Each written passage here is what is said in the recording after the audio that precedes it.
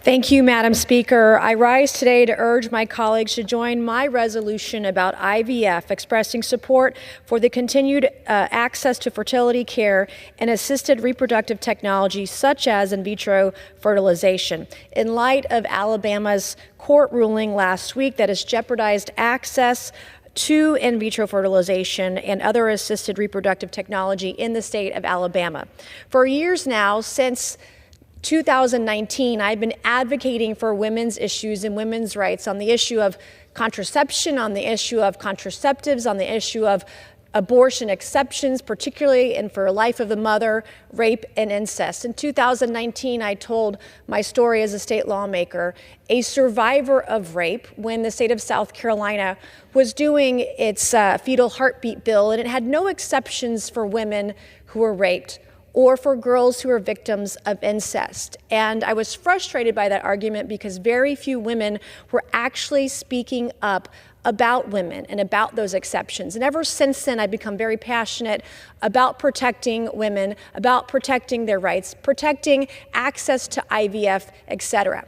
And the one thing I want to say today, because I have co-sponsored legislation and resolutions by my colleagues on the other side of the aisle as it relates to contraception, as it relates to contraceptives, as it relates to providing information and protecting IVF, and yet not a single one of them, because they were Democrats, got criticized for the legislation. Yet today, I'm trying to work with members on both sides of the aisle together to condemn the ruling in Alabama, to express our sentiment and express our support for IVF access for women all across the country. So when a Republican does it, it should be equally supported by the corporate media, but apparently it's not. So I'm urging my colleagues today to get beyond the divisive politics and look forward in how we can actually work together, because this IVF issue shouldn't be Republican and it shouldn't be Democrat. The vast majority of Americans, I dare say almost every single American in this country, almost 100%,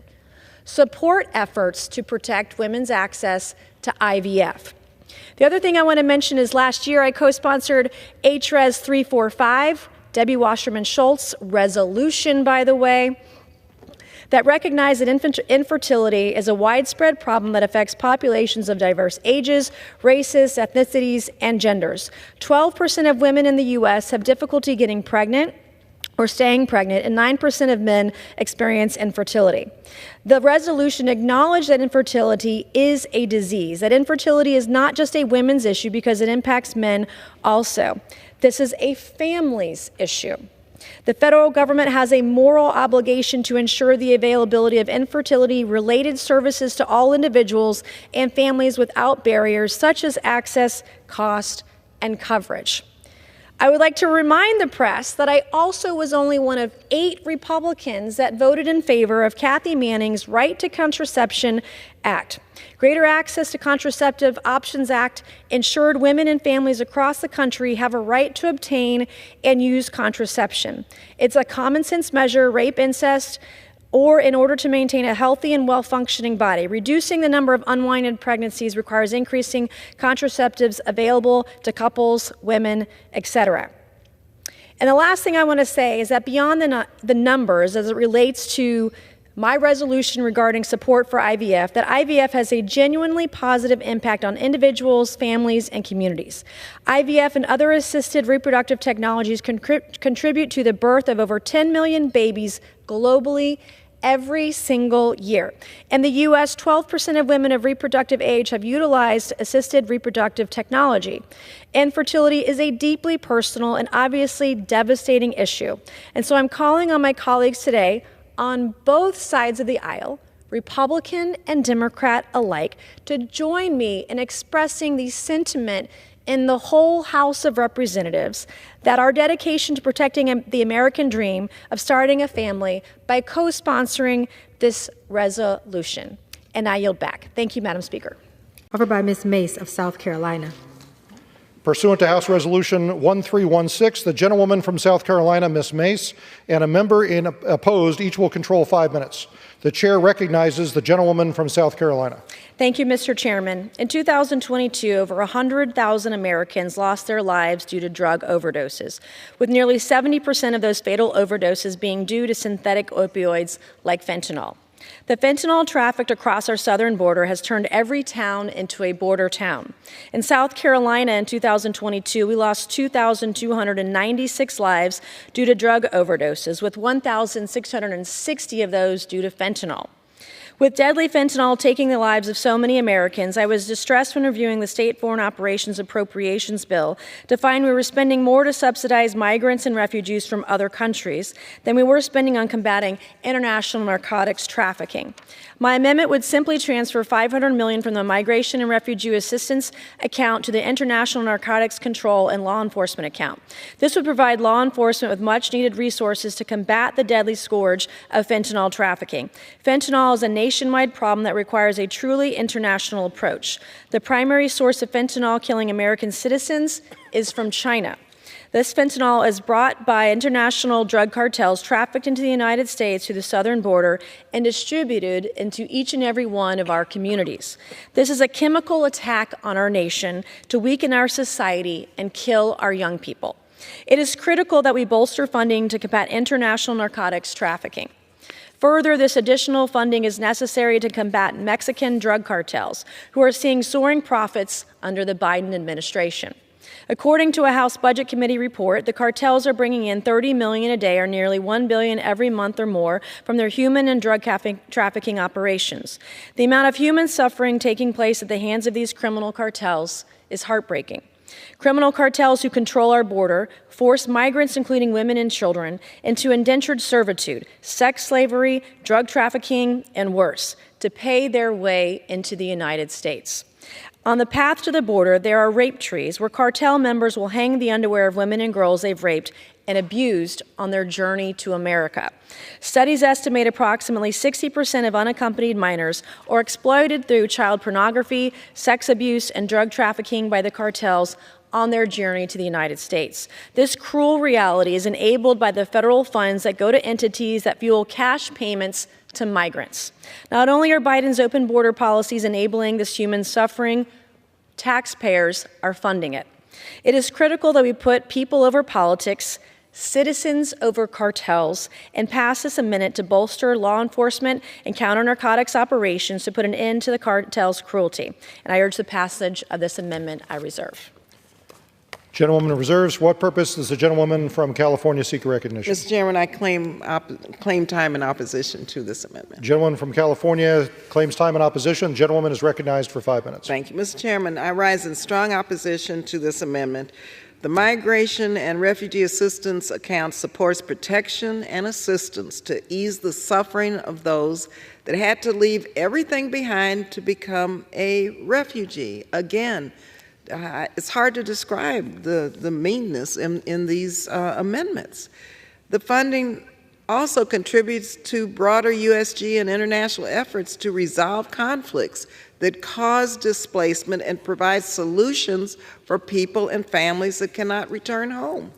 This humanitarian aid, it saves lives and upholds the dignity of tens of millions of forcibly displaced and crisis-affected people, including refugees, victims of conflict, stateless persons, and vulnerable migrants. 1 in every 69 people, or 1.5% of the entire world's population, is now forcibly displaced. This is nearly double the 1 in 125 people who were displaced a decade ago. What does it mean for the United States to turn its back on these people? Almost 11 million Sudanese remained uprooted. Now, I visited Sudan this spring, and these people have been uprooted by violence over and over and over and over. Almost 14 million people have fled a brutal regime in Syria and exist only tenuously in neighboring countries like Lebanon, Turkey, Jordan, and Egypt. By cutting this assistance, Nations hosting these refugees will not accept growing refugee populations in their countries, potentially destabilizing regions and threatening global stability and security. Should we be spending more in other areas of this bill? Absolutely, which is why the 12% proposed cut is irresponsible and does not come anywhere near meeting the needs of the United States. The Migration and Refugee account is already facing a $725 million cut. I urge my colleagues to oppose this amendment, and I reserve the balance of my time. The gentleman reserves. The gentlewoman from South Carolina is recognized. Protecting America and her citizens isn't mean. It simply means that we are putting our nation and her people first, as we should, because we've sworn an oath to our Constitution. Putting our citizens and our nation's sovereignty, that above any other, is what we should be doing right now to combat what Joe Biden and his administration have done to the United States of America. We are literally using taxpayer dollars, paying people to come here illegally, who are then infiltrating into our communities, who are raping women, who are killing children. We read story after story on the news of violence happening in our communities. Fentanyl drug overdoses. In fact, 10 years ago, I didn't even know what fentanyl was, but in fact, last year, I knew 2 people personally who died of a fentanyl overdose. Joe Biden and his administration is allowing this to happen right in every one of our communities today, and we have to put an end to it. That means moving money around, cutting funding to the programs that are allowing this to happen, and stop funding what's coming across our southern border. If we really truly care about America, then put your money where your mouth is and protect her citizens. And when we talk about threatening security, the videos this week of Southern California where Gavin Newsom said he was going to send the guard down to the border because, by golly, he was going to protect the state of California. The next day, a video of hundreds and hundreds of Chinese nationals coming into Southern California illegally. It's just absurd completely, and this body needs to do something about it, and I reserve. Thank you. The gentlewoman reserves. Gentlewoman from California is recognized. I ask for a no vote and I yield back the balance of my time. Gentleman yields back. Gentlewoman from South Carolina is recognized. I yield back. Gentleman yields back. Question occurs on the amendment offered by the gentlewoman from South Carolina. Those in favor say aye. Aye. Those opposed say no. The opinion of the chair, the noes have it. The amendment is not. 19-559, offered by Ms. Mace of South Carolina. Pursuant to House Resolution 1316, the gentlewoman from South Carolina, Ms. Mace, and a member opposed, each will control 5 minutes. The chair recognizes the gentlewoman from South Carolina. Thank you, Mr. Chairman. I rise today in support of my amendment to ensure that no funds in the Department of State Foreign Operations Appropriations Bill from being obligated, expended, or otherwise made available to the United Nations High Commissioner for Refugees, or UNHCR. In 2022, the United States contributed a total of $2.2 billion to the UNHCR, which amounts or accounts for approximately 40% of total funding. You might think that given America's outsized role in funding of the UNHCR, that it might work to serve in the national interests of the United States. Unfortunately, this is not the case. Like many international institutions, including the International Organization for Migration, which we debated earlier, the UNHCR has become hostile to American sovereignty and undermined our border security. UNHCR's 2018 report, which the Trump administration wisely voted against, emphasized a need to limit detention of migrants that arrive at our borders, which is inconsistent with federal law and inconsistent with our national interests. We need to be detaining more illegal aliens that arrive at our border, not less. In 2021, in the thick of COVID-19, the UNHCR was actively lobbying the United States to terminate Title 42, which allowed the U.S. to expel migrants back to Mexico or their country of origin. This was one of the most important tools to stem the tide of illegal immigration. While Americans were stuck in their homes under the onerous pandemic restrictions, UNHCR wanted to fling American borders wide open to illegal aliens. And perhaps the most egregious misuse of taxpayer dollars, UNHCR and other international entities hands out cash debit cards and other funds for lodging, movement, and other expenses to migrants in South and Latin America bound for the United States. These migrants receive cards with hundreds of dollars on them, funding migrants from throughout the world to travel to our southern border. UN documents say the money can be handed out as cash in envelopes and transferred to bank accounts for lodging assistance and even for transportation costs to move with migrant caravans. In one Mexican town on the road to the United States, UNHCR was doling out $400 payments every 15 days to migrants, funded on the backs of American taxpayers. These funds are unrestricted and unconditional and can be used for any purpose. America is experiencing the worst crisis at our southern border in our nation's history. And these policies UNHCR is advocating and the cash payments they are handing out to migrants are only making the problem worse. They call these payments cash-based intervention. Well, my amendment ensures that we give the UN High Commissioner for Refugees a cash-based intervention by cutting off federal funding. We cannot continue to fund the invasion of our own country, and I strongly urge the passage of my amendment, and I reserve. Gentlewoman reserves. For what purpose does the gentlewoman from California seek recognition? Mr. Chairman, I claim time in opposition to the amendment. Gentlewoman from California claims time in opposition. The gentlewoman is recognized for 5 minutes. Mr. Chairman, this amendment would zero out funding for the United Nations Office of High Commissioner for Refugees, which is a global organization established after World War II to help people who lost their homes. They work in 136 countries to provide life-saving assistance, including shelter, food, water, and medical care for people forced to flee conflict and persecution, many of whom have nobody left to turn to. Just last week, the United States recognized World Refugee Day, reaffirming our tradition as a beacon of hope for refugees and persecuted people around the globe. In the United States, refugees contributed almost $124 billion to the growth of the United States economy from 2005 to 2019. According to UNHCR, the overall forced displacement rose to 120 million in May 2024 and reflects the 12th year of a consecutive increase. At this level, the global displaced population is the equivalent of the 12th largest country in the world, which is about the size of Japan.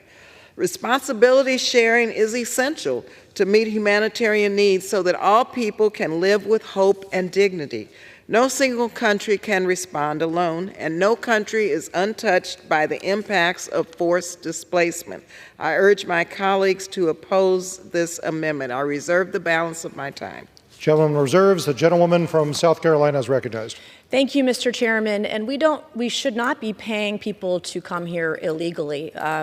This is not part of the founding of our nation. And if we're going to talk about growing our economy, I think a lot of us know that there's a lot of value there, then we should be talking about work visas and other programs, not using taxpayer dollars to pay illegals to come here in caravans illegally across our southern border. And let's face it, a nation without borders is not a nation at all, and I reserve. Gentlewoman reserves. Gentlewoman from California is recognized. Thank you, Mr. Chairman. UNHCR advocates for the rights of refugees. They do not advocate on any country's immigration policies. UNHCR also does not support economic migrants, only those that have applied for asylum. And you know, Mr. Chairman, as I close, I must say some of these amendments tonight are just downright mean-spirited. I ask for a no vote. I reserve the balance of my time. Gentlewoman reserves. Gentlewoman from South Carolina is recognized. I reserve. Gentlewoman reserves. Gentlewoman from California has the right to close. I ask for a no vote and I yield back. Gentlewoman yields back. Gentlewoman from South Carolina is recognized. I yield back. Gentleman yields back. Question occurs on the amendment offered by the gentlewoman from South Carolina. Those in favor say aye. Those opposed say no. The opinion of the chair, the noes have it. The amendment is not agreed to. For what purpose does the gentlewoman from South Carolina seek recognition? I request a recorded vote. Recorded. The gentlelady will report the form of the resolution. The form of this resolution is as follows. Impeaching Kimberly A. Cheadle, Director of the United States Secret Service, for high crimes and misdemeanors. Resolved that Kimberly A. Cheadle, Director of the United States Secret Service, is impeached for high crimes and misdemeanors, and that the following article of impeachment be exhibited to the United States Senate. Article of impeachment exhibited by the House of Representatives of the United States of America in the name of itself and of the people of the United States of America against Kimberly A. Cheadle, Director of the United States Secret Service, in maintenance and support of its impeachment against her for high crimes and misdemeanors. Article 1, dereliction of duty. The Constitution provides that the House of Representatives shall have the sole power of impeachment, and that civil officers of the United States, including the Director of the United States Secret Service, shall be removed from office on impeachment for and conviction of treason, bribery, or other high crimes and misdemeanors. In her conduct while Director of the United States Secret Service, Kimberly A. Cheadle, in violation of her oath to well and faithfully discharge the duties of her office, has been derelict in her duty to well and faithfully discharge the duties of the office to which she holds. Federal Law 18 U.S. Code 3056 provides that the United States Secret Service is authorized to protect former presidents and their spouses for their lifetimes, as well as major presidential and vice presidential candidates, and within 120 days of the general presidential election, the spouses of such candidates. On July 13, 2024, Donald J. Trump was both a former president and a major presidential candidate.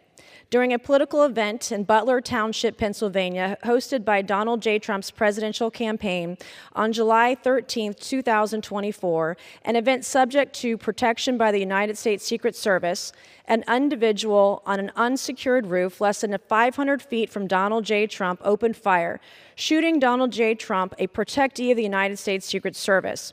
An innocent bystander, Corey Compatore, was killed, and two other individuals, David Dutch and James Copenhaver, were seriously injured by gunfire.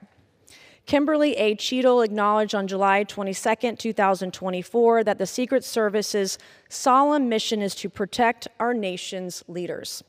On July 13th, we failed, end quote. And that as Director of the United States Secret Service, I take full responsibility for any security lapse. Kimberly A. Cheadle further acknowledged on July 22, 2024, that the events of July 13, 2024 were, quote, the most significant operational failure of the Secret Service in decades. On July 13, 2024, Kimberly A. Cheadle, in her conduct as Director of the United States Secret Service, failed to protect Donald J. Trump and other attendees at the event in Butler Township, Pennsylvania. Kimberly A. Cheadle acknowledged on July 22, 2024, that this tragedy was preventable. Wherefore, Kimberly A. Cheadle, by such conduct, has demonstrated that she has been derelict in her duty to uphold her oath to well and faithfully discharge the duties of her office. Kimberly A. Cheadle thus warrants impeachment and trial, removal from office, and disqualification to hold and enjoy any office of honor, trust, or profit under the United States. And I yield back. Under Rule 9, a resolution